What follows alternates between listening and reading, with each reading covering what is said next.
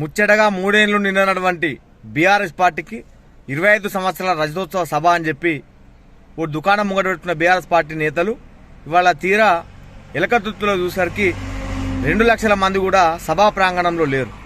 ఇవాళ BRS party నాయకులు సభా ప్రాంగణం నుంచి మాట్లాడుతూ కావాలని చెప్పే పోలీసులు సభాస్థలికి వచ్చేటువంటి వాహనాలను దారి మళ్లిస్తున్నారని పోలీసుల మీద బదనాం చెప్తున్నారు. బుద్ధి జ్ఞానం ఏమైనా ఉండాలి.